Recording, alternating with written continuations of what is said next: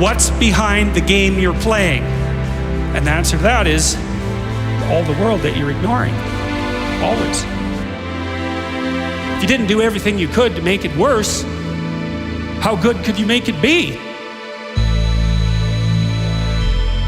Put the thing that becomes at a higher place than the thing that is. That means you also have to allow yourself to shake off those things about you that you might be pathologically attached to, habits and people, for that matter, ways of thinking, all of those things. You have to allow yourself to shake those off, and that's more like a burning.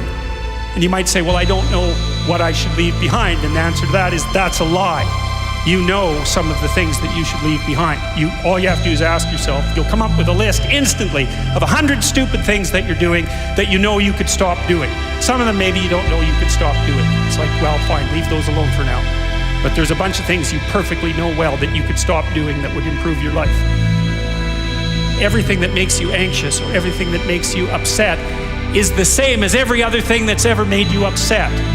All those things that have made you upset that you've never dealt with, they're all laying down there at the bottom of your nasty little soul, waiting to pop themselves up in some random utterance, right? And so then you go in there at your peril, because if you're the person who pokes around in that, then you're going to get blasted with all of that stuff.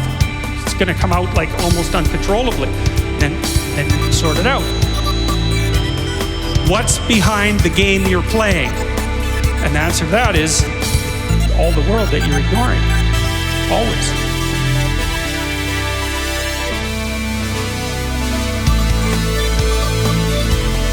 Don't sacrifice who you could be for who you are.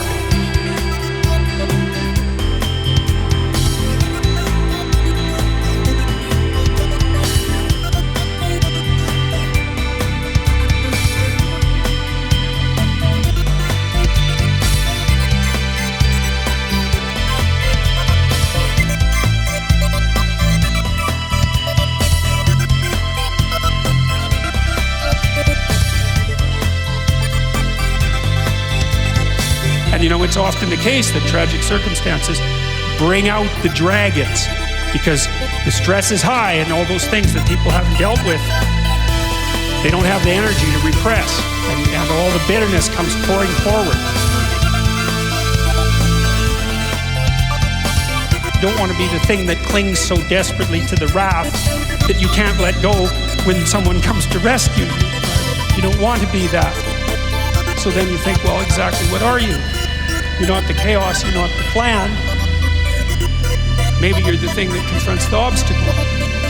And then when you know even further that the obstacle is not only an obstacle, but opportunity itself, are you so sure that this is a problem? Is that the only way that you can look at it? Or is it an opportunity? And maybe you're in the order and maybe you're in the chaos, but those can flip on you. And maybe you shouldn't be in either of those places. Maybe you should be right in the middle. That's when you go down, you see, when you're down in chaos and you don't know what the hell's going on, you have to rediscover the values that orient people, have oriented people forever. That's what you have to discover.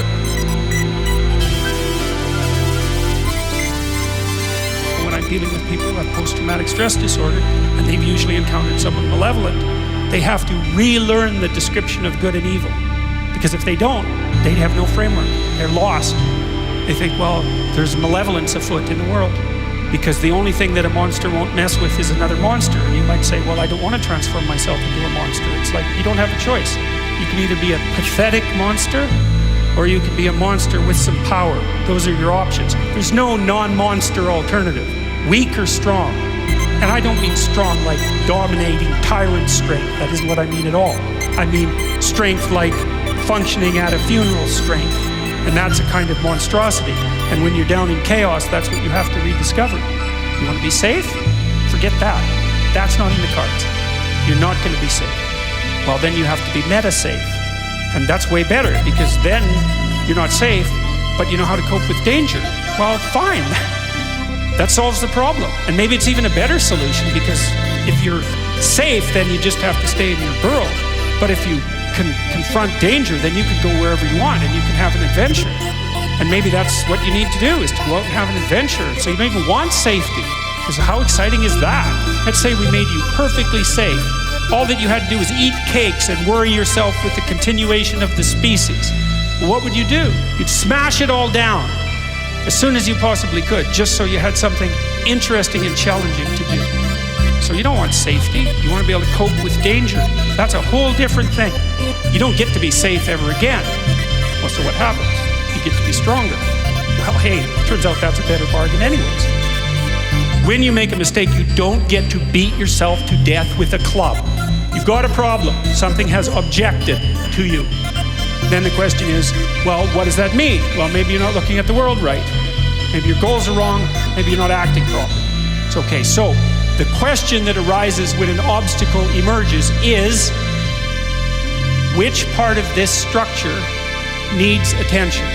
And the first answer can't be all of it. Right? Because there's a piece that's broken somewhere, and then you might think, well, let's assume it's a little piece to begin with. That's the right mechanism.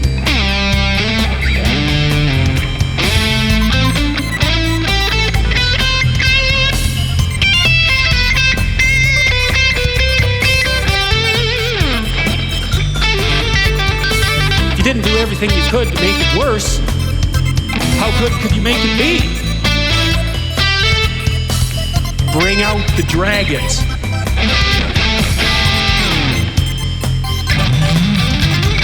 If you didn't do everything you could to make it worse, how good could you make it be?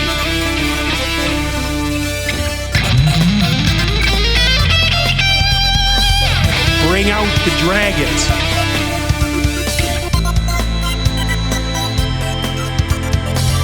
Bring out the dragons. Bring out the dragons.